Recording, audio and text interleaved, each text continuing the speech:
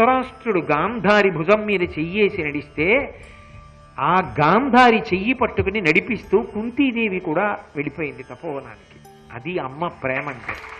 కుంతి లాంటి వ్యక్తి భారతంలో ఉండదు, మహా ఔదార్యమూర్తి. అందుకే ఎక్కడెక్కడ కుంతి కనపడిన వ్యాసుడంతటి వాడు అంత గొప్పగా మాట్లాడతారు ఆవిడ గురించి. వెళ్ళిపోయి కొడుకు దగ్గర వీడ్కోలు పుచ్చుకొని రాజమాత హాయిగా ఇంకా శేష జీవితం వృద్ధురాలైపోయిన తర్వాత కొడుకులతో కోడళ్లతో పరీక్షిత్తుని చూసుకుంటూ మనవడితో ఆడుకుంటూ భోగభాగ్యాలు అనుభవించవలసిన తల్లి ఎక్కడ గాంధారికి ధృతరాష్ట్రుడికి కోపం వచ్చి బాధలో తన బిడ్డల్ని శపిస్తారేమోనని తాను ఊడిగం చేసి వాళ్ళని సంతోష పెడతానని చెప్పి వాళ్ళతో వెళ్ళిపోయింది అరణ్యాలకి. కొంతకాలం అయిపోయింది. కొంతకాలం అయిపోయిన తర్వాత ఒక రోజున సహదేవుడు ధర్మరాజు గారి దగ్గరికి వచ్చి, అన్నయ్య కుంతి ఎలా ఉందో చూడాలనుందన్నయ్య. అది విచిత్రం. ఆవిడ వెడుతూ సహదేవుణ్ణి ధర్మరాజుకు అప్పచెప్పింది. మాద్రితనయుడు నిజానికి, కానీ ఆయనకి కుంతీదేవి మీద ఉన్న ప్రేమ అటువంటిది. ఇంకా ఉడిలిపోయిన తర్వాత చూడడం అంటే ఏమో మనం వెళ్ళేటప్పటికి ఉండకపోతే, అన్నయ్య ఒక్కసారి చూసొద్దాం అన్నయ్య, వృద్ధ దంపతులు ఆ గాంధారీ ధృతరాష్ట్రులు ఎలా ఉన్నారో, వెళ్ళిపోయి చాలా కాలం అయింది కదా, వెళ్ళి సేవించి వద్దామన్నయ్య అని అడిగాడు. ఏదో మాట్లాడుతున్నట్టుగా మాట్లాడుతున్న ద్రౌపది ఇటు ఒక చెవి వేసి విని వెంటనే ధర్మరాజుతో అంది, సహదేవుడు చెప్పిన మాట సత్యం, ఒక్కసారి తపోవనానికి వెళ్ళి మనం చూసొద్దామంది. గంగానదిని దాటి కురుక్షేత్రం దగ్గర ఉన్నటువంటి శతయూపాశ్రమము అనబడేటటువంటి ఆశ్రమంలో ఉన్నాడు ధృతరాష్ట్రుడు. ఆ ఆశ్రమంలోనే ఒక కుటీరంలో గాంధారితోటి కుంతీదేవితోటి తపస్సు చేసుకుంటున్నాడు. పాపం సేవలన్నీ కుంతీదేవి చేస్తోంది వీళ్ళిద్దరికి. అటువంటి తరుణంలో ఈ ధర్మరాజాదులందరూ బయలుదేరి, పెద్ద పెద్ద ఆడంబరాలొద్దు, ఎక్కువ రథాలొద్దు, కానీ మహారాజు వెడుతున్నాడు కాబట్టి రక్షణ కొరకు కొద్దిగా ఆశ్విక దళం, గజబలం, పదాతి దళం ఇటువంటివి అనుగమిస్తాయి. ఎడ్ల బండ్లు అవి పట్టుకుని వెడదాం, దూరంగా ఆపి తండ్రిని పరామర్శిద్దామని అందరూ కలిసి వెళ్ళారు. ధర్మరాజు వెళ్ళేటప్పటికీ నదీ స్నానానికి వెళ్ళాడు ధృతరాష్ట్ర మహారాజు. వెళ్ళి కూర్చున్నారు. వచ్చాడు, ఎంతో సంతోషంగా అందరినీ కౌగిలించుకున్నాడు, ఆశీర్వచనం చేశాడు. గాంధారి, కుంతి, ధృతరాష్ట్ర మహారాజు ప్రేమతో మాట్లాడుతున్నారు. తన దగ్గర ఉన్నటువంటి కందమూలాలు ఏముంటాయో ఆ కందమూలాలే పెట్టాడు. ఆ కందమూలాలే ధర్మరాజాదులు తిన్నారు. అక్కడే ఉంటున్నారు. రోజు శతయూపుడు ఇతర మునులు వస్తున్నారు, కూర్చుని మాట్లాడుకుంటున్నారు. ఇంచుమించుగా ఒక 20 రోజులు అయిపోతుండగా ధృతరాష్ట్ర మహారాజు ఓ మాట చెప్పాడు. ఓ ధర్మరాజా, విదురుడున్నాడే నాతో కలిసి వచ్చాడు కదూ తపస్సుకి, ఆ విదురుడు తర్వాతి కాలంలో ఒక అవధూత కింద మారిపోయాడు. అంటే ఆయన నడవడి ఇలా ఉంటుంది అని చెప్పడం కష్టం. దిగంబరుడై జుత్తంతా విరబోసుకుని జడలు కట్టుకుని ఒంటి నిండా మట్టి వేసుకుని తిరుగుతూ ఉంటాడు. అప్పుడప్పుడప్పుడప్పుడు నేను అరణ్యంలోకి వెళ్ళినప్పుడు, స్నానానికి వెళ్ళినప్పుడు విదురుడు వచ్చాడు అంటూ ఉంటారు, కనపడుతూ ఉంటాడు. అప్పుడప్పుడు ఇక్కడ ఆశ్రమం దగ్గర కూడా తిరుగుతాట అంటూ ఉండగా విదురుడు వచ్చి నిలబడ్డాడు. ధర్మరాజు గారు వెంటనే విదురుడిని దర్శనం చేసి నమస్కరించి మాట్లాడదామని విదురుడి దగ్గరికి వెళ్ళాడు. విదురుడు పొదలలో దూరుతూ అటు ఇటు వెళ్ళిపోతున్నాడు. ధర్మరాజు గారు వెంబడించాడు. ఆగు ఆగు ఆగు, నేను ధర్మరాజుని ఒకసారి మాట్లాడాలనుకుంటున్నాను, ఆగు ఆగు అంటే ఆగకుండా వెళ్ళిపోయాడు. చిట్ట చివరికి ఓ చెట్టు కిందకి వెళ్ళి నిలబడ్డాడు. ధర్మరాజు గారి దగ్గరికి వెళ్ళాడు. దగ్గరికి వెళ్ళగానే ఆయన ఎలా నిలబడ్డాడో అలాగే తనలో ఉన్నటువంటి ప్రాణములన్నిటినీ కూడా జ్యోతి రూపంలో ఊర్ధ్వముఖ చలనం చేసి ఆ తేజస్సునంతటినీ ధర్మరాజు గారి యందు విలీనం చేసి కట్టెపడిపోయినట్టుగా నేల మీద పడిపోయాడు.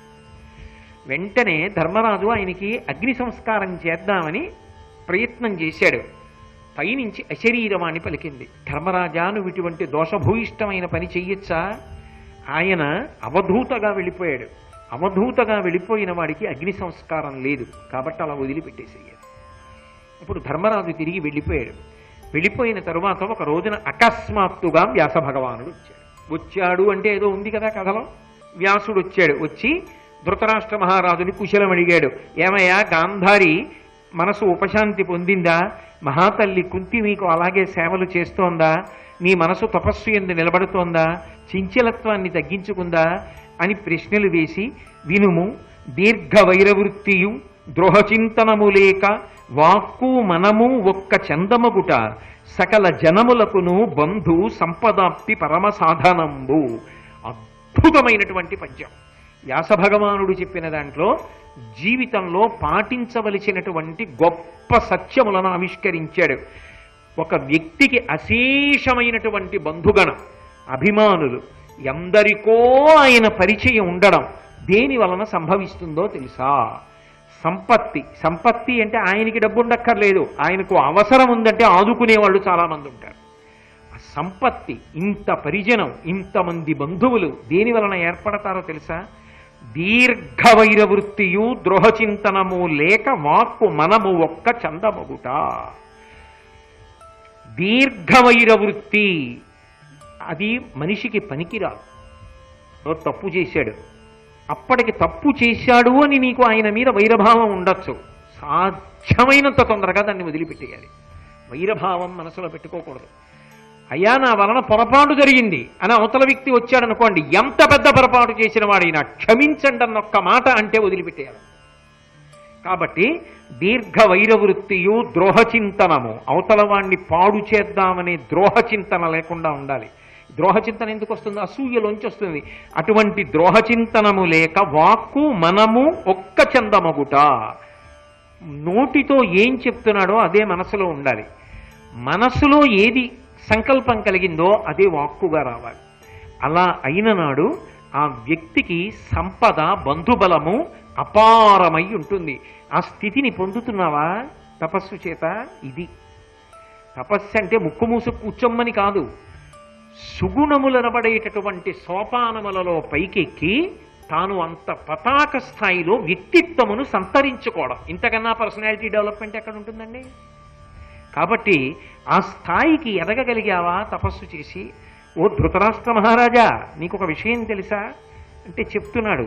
నీ తోడ పుట్టిన పాండురాజు వెళ్ళిపోయాడు, నీ తోడ పుట్టిన విదురుడు వెళ్ళిపోయాడు, నువ్వే ఉన్నావు. ఇంకా విదురుండు దేహంబు విడిచిన తెరగెల్ల నిరిగితే మాండవ్యుడిచ్చినట్టి పటుశాపమున శూద్రభావంబు నొందిన ధర్మదేవత బోధ నిర్మలాత్ముడైన అమ్మహనీయుడట్లగు అంబుజాసుని ఆజ్ఞ పనమున విచిత్ర వీర్య నృపాధీన విశ్రుత క్షేత్రంబునందు ఏను ప్రవర్తింప అధిప కలిగే ధర్మదేవత మారుట తనువు సూవే ఈ యుధిష్ఠరు నుజ్వల కాయము ఇంత ఎరిగి కాదే అమ్మెహిత యోగీశ్వరుండు సమీఢ్యయోగ బలంబున ఇతని కలిసే. ఏమయ్యా, నీతో కలిసి పుట్టినవాడు చిట్ట చివరికి అవధూత అయిపోయాడు. అవధూత అయిపోయి ఒక చోట నిలబడకుండా తిరిగి అసలు పుట్టడానికి కారణం కూడా ఏమిటో తెలుసా? మాండవ్యముని ఇచ్చినటువంటి శాపము వలన ధర్మరాజు గారు, యమధర్మరాజు గారు దాసీపుత్రుడై పుట్టాలి.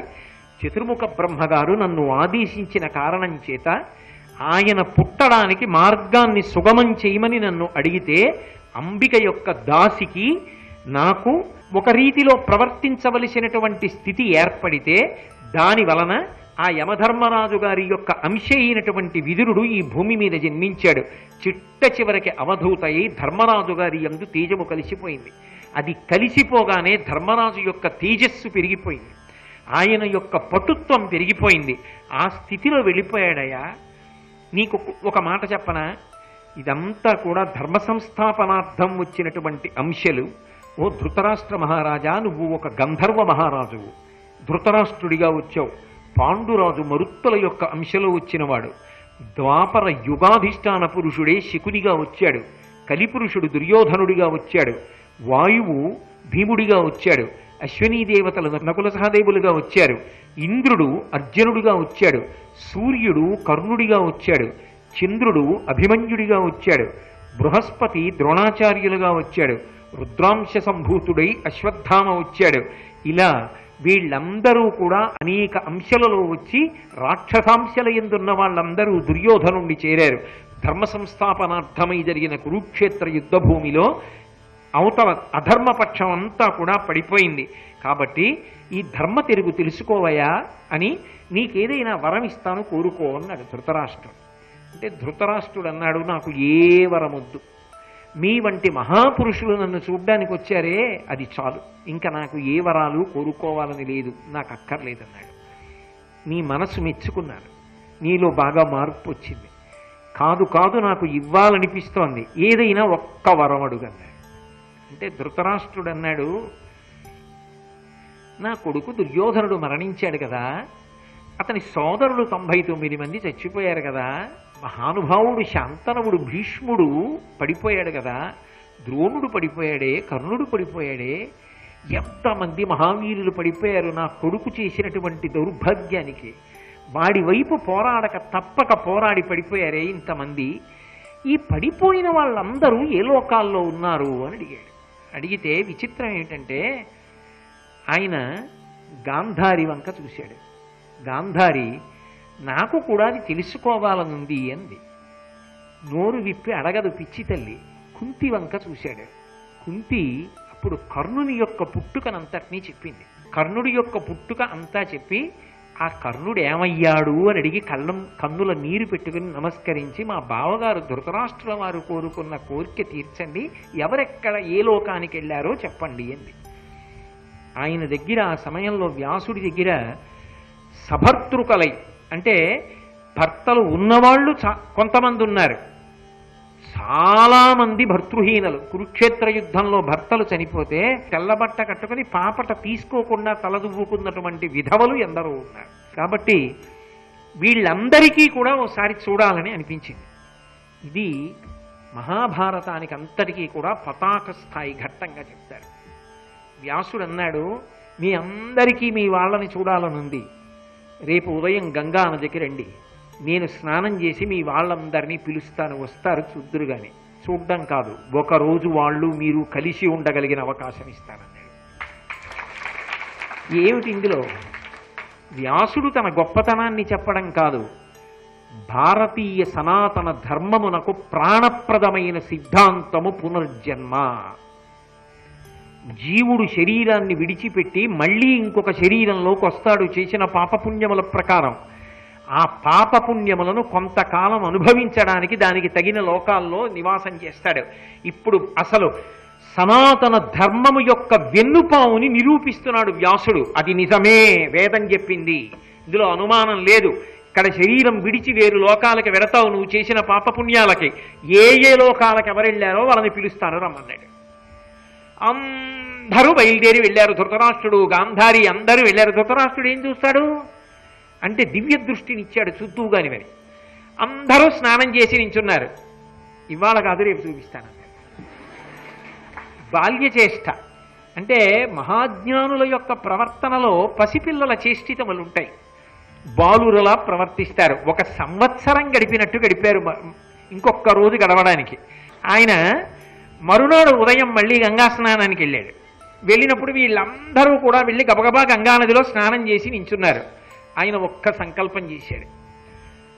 యుద్ధ భూమిలో మరణించారు కాబట్టి మరణించిన వాళ్ళందరూ కూడా దివ్యమైన వస్త్రములు అలంకారములతో స్వర్గలోకంలో ఉన్నవాళ్ళు ఒకళ్ళతో ఒకళ్ళు హాస్యోక్తులాడుకుంటూ సంతోషంగా నవ్వుకుంటూ కిందకు వచ్చారు. ఎవరు? అప్పటి వరకు భూమి మీద ఉన్ననాళ్ళు కొట్టుకున్నారే వాళ్ళందరూ ఎంతో సంతోషంగా చేతులు పట్టుకుని హాస్యోక్తులాడుతూ కిందకు వచ్చారు. కానీ అవి మనుష్య శరీరములు కావు, దివ్య శరీరములు. చూస్తున్న వాళ్ళవి మనుష్య శరీరములు. అది సాధ్యం కాదు. వ్యాసుడు సాధించాడు, భారతంలో చూపించాడు. అది సాక్షాత్తుగా నేను చెప్తున్నది పరమ సత్యము అని చెప్పడానికి అది ఇతిహాసము అని చెప్పాడు. అందులో ఒక అక్షరదోషం లేదు. అంటే సనాతన ధర్మము ఎంత సత్యమో నిరూపణం చేశాడు వ్యాసుడు. నిరూపణం చేసి ఎక్కడ రాడు, ఏ సందర్భంలో రాడు మహానుభావుడు. ఒకానొకప్పుడు కృష్ణ నిర్యాణం అయిపోయిన తర్వాత అర్జునుడు వెళ్ళాడు. అక్కడొక్క చోట మాత్రం వ్యాసుడు రాడు. వెళ్ళి అనుమానాలు తీర్చుకున్నాడు. అదే ఆఖరిసారి కనబడ్డం భారతంలో. ఇక్కడ ఆఖరిసారి రావడం, అందరినీ చూపించాడు. 1 రోజు పాటు మీరు కలిసి ఉంటారన్నాడు. అనితర సాధ్యమైన విషయం.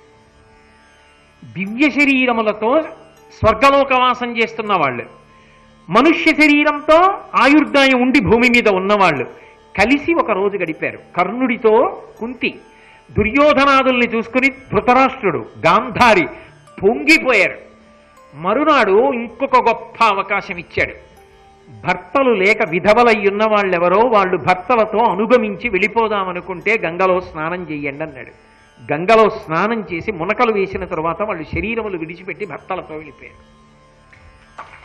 ఒక శుభప్రదమైన ముగింపుకి తీసుకొచ్చేశాడు. మిగిలినటువంటి సువాసినులుగా భర్తలతో నిలబడిపోయారు. అయిపోయిందిగా, ఒకరోజు ఉంచుతానన్నానుగా, ఎవరెవరు ఏ లోకాలలో ఉన్నారో నీకు అర్థమైందా ధృతరాష్ట్ర మహారాజా? సనాతన ధర్మం ఎంత గొప్పదో అర్థమైందా? తపస్సు చేసి ఒక వయసు వచ్చిన తరువాత ఇక శరీరమును విడిచిపెట్టవలసిన అవసరం ఎంత ముఖ్యమో అర్థమైందా? నెల్లాళ్ళయింది, ఇంకా ఉండాలా ధర్మరాజు ఇతరులు నీ దగ్గర అని అడిగాడు. వద్దు, ఇక నాకు ఏకాంతం కావాలి, నేను ఇక ధ్యానం చెయ్యాలి, నాకు భగవంతుని యొక్క అవసరం ఉంది, ఇప్పుడు పూరిక కలిగింది ధృతరాష్ట్రకి, వద్దు పంపించేస్తానన్నాడు. పిల్లలారా వచ్చారు, చాలా సంతోషం, గడిపారు, వెళ్ళిరండి. ఇప్పుడు మనసు కుదురుకుంది, భగవంతుని యందు నిలబెడుతున్నాడు. వాళ్ళందరూ వెళ్ళిపోయారు. వ్యాసుడు కూడా ఆశీర్వచనం చేసి అంతర్ధానం అయిపోయాడు. అయితే మహాభారతంలో ఎక్కడా చెప్పనిది వ్యాసుల వారు వచ్చిన ఈ సందర్భానికి మాత్రం ఫలశ్రుతి చెప్పారు. దానికి అన్నారు, జననాథ, ఈ ప్రియ సంగమోత్సవ కథ వినిన పఠించిన ఏ విధముల పరమ ప్రియములిందు పరలోకమున సంభవించు, మనమ్మున కించు భంగి బాంధవ యోగ శోభనము వర్తిల్లు, అనాయాసమున ఆమయాపగమము కల్గు భూదేవ నికాయంబునకు దీనితగ వినిపించిన ధార్మికులకు అవ్యయానంద సంప్రాప్తి అవహిల్లు, తత్పరత కొనియాడిన దైవతములు నీచదశ పొందకుండంగ కాచి తిరిగి మేలొనర్తురు భరతభూ పాలవర్య. ఇది పరమాద్భుతమైన విశేషం కనుక సనాతన ధర్మమునకు ప్రాణప్రదమైన సిద్ధాంతాన్ని నిరూపించి చూపించి వెనక్కి వాళ్ళని తీసుకొచ్చి ఒక రోజు ఉంచడం కాకుండా భార్యలు మళ్ళీ భర్తల్ని అనుగమించి వెళ్ళిపోవడానికి అవకాశం కల్పించిన ఈ సంఘటన ఏది ఉన్నదో, వ్యాసుడు వచ్చి చూపించిన ఈ గొప్ప లీల ఏది ఉన్నదో దానిని ప్రియ సంగమోత్సవ కథ అంటారు. అంటే ఇక్కడ ఉండిపోయిన వాళ్ళకి వెళ్ళిపోయిన వాళ్ళని చూడడం మళ్ళీ ఎంత సంతోషం. ప్రియులు కదా వాళ్ళందరూ, బిడ్డలు, భర్తలు, భార్యలు, వాళ్ళు ఒకళ్ళనొకళ్ళు కలుసుకోవడం. ఈ ప్రియ సంగమోత్సవ కథని ఒకసారి చదివిన చాలా సంతోషంతో దీన్ని ఎవరైనా ప్రవచనం చేస్తున్నప్పుడు వ్యాసుడి మీద, భారతం మీద, సనాతన ధర్మం మీద పూనికతో నమ్మకంతో నమస్కరించి ఈ ఘట్టాన్ని అలా విన్నటువంటి వాళ్ళందరికీ కూడా భయంకరమైనటువంటి వ్యాధులు కలగవలసి ఉంటే అటువంటి వ్యాధులు కలగకుండా పాపములు ఉపశమిస్తాయి. 2, ఇలా విన్నటువంటి వాళ్ళు ఎవరు ఉంటారో వాళ్ళు భవిష్యత్ కాలమునందు ఏదైనా భయంకరమైన దుర్గతిని పొందవలసి ఉంటే ఆ దుర్గతులను తప్పించుకుని దేవతల యొక్క అనుగ్రహాన్ని పొంది ఇప్పుడే ఈ క్షణంలోనే వాళ్ళు మళ్ళీ దేవతానుగ్రహాన్ని పొంది సంతోషకరమైన స్థితికి చేరిపోయారు. అది కంటికి కనపడేది కాదు, ఆ దోషము తొలగి దేవతానుగ్రహమును పొందుతారు. కాబట్టి తత్పరత కొనియాడిన దైవతములు నీచదశ పొందకుండంగ కాచి తిరిగి మేలొనర్తురు భరత భూపాలవర్య. అంత గొప్ప సంగమోత్సవ కథ అంటారు ఇది. అటువంటి కథని నీకు విజ్ఞాపన చేశాను అని చెప్పారు. అంతటి మహానుభావుడు వ్యాసుడు ఇంతటి పంచమ వేదాన్ని ఇచ్చి తృప్తి పడలేదు. ఒకప్పుడు సరస్వతీ నదీ తీరంలో ఆయన ఏదో బాధతో తిరుగుతుంటే నారదుడు వచ్చాడు. ధాతవు భారతశ్రుతి విధాతవు వేద పదార్థ జాత విజ్ఞాతవు కామ ముఖ్య రిపుషత్క విజేతవు బ్రహ్మతత్వ నిర్ణేతవు యోగినేతవు వినీతుడవీవు చెరించి చెల్లరే కాతుర కైబడిన్వగవ కారణమేమి పరాశరత్మజ. ఇంత గొప్ప ఉపకారం లోకానికి చేసి కూడా ఇంకా ఎందుకయా ఏదో బెంగ పెట్టుకుని మనసులో చింతతో తిరుగుతున్నావు అంటే, ఏమో ఇన్ని చేశాను, అష్టాదశ పురాణాలు ఇచ్చాను, వేద విభాగం చేశాను, భారతం ఇచ్చాను, పంచమవేదం ఇచ్చాను, బ్రహ్మసూత్రములు ఇచ్చాను, ఇన్ని భగవద్గీతనిచ్చాను, భారతంలో ఇన్నిటినిచ్చినా ఇంకా ఏదో ఇవ్వలేదని బెంగగా ఉందయా అంటే అప్పుడు చెప్పాడు నారదుడు, హరినామస్తుతి చేయు కావ్యము సువర్ణాంభోజి హంసావలీసురుచి భ్రాజితమై మానస సరస్ఫూర్తిన్ వెలుంగొందు శ్రీహరినామస్తుతి లేని కావ్యము విచిత్రార్థాన్వితంబయ్యు శ్రీకరమయ్యుండద యోగ్య దుర్మదనత్కాకోల కర్తాకృతిన్. నువ్వు ధర్మార్థ కామమోక్షములనేటటువంటి చతుర్విధ పురుషార్థముల యొక్క సమన్వయాన్ని చెప్పావు భారతంలో. కానీ భగవంతుని యొక్క స్తోత్రం ఎక్కువగా ఉండేటటువంటి భాగవతుల కథలతో కూడుకున్న భాగవతాన్ని కూడా రచన చేయి, నీ మనసు శాంతి పొందుతుంది. అది లేనినాడు భగవత్ కథ ఎక్కువగా లేకపోతే అది మానస సరోవర స్థాయిని పొందదంటే ఆనాడు మహానుభావుడు మళ్ళీ భాగవతాన్ని అందించాడు.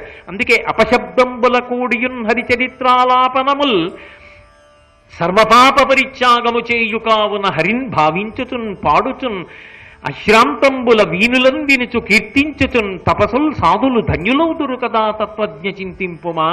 ఆ భగవంతుని యొక్క నామాలు చెప్పేటప్పుడు, ఆయన గురించి చదివేటప్పుడు, ఆ పద్యాలు చెప్పేటప్పుడు ఎక్కడైనా దోషాలు వచ్చినా కూడా అది హరినామ సంకీర్తనమైతే దాని వలన ఏ దోషం లేదు, మనిషి ఉన్నతిని పొందుతాడు. అలా భారతాన్ని, భాగవతాన్ని, బ్రహ్మసూత్రాల్ని, భగవద్గీతని వేద విభాగం చేసి ఇప్పటికీ చిరంజీవి అయి ఎక్కడ ఏ గురువు కూర్చుని పుస్తకాన్ని పెట్టుకుని మాట్లాడినా ఆయన పుస్తకాన్ని పెట్టుకున్నటువంటి ప్రదేశం ఏది ఉంటుందో, దేని మీద పెట్టి మాట్లాడాడో అదే వ్యాసపీఠము.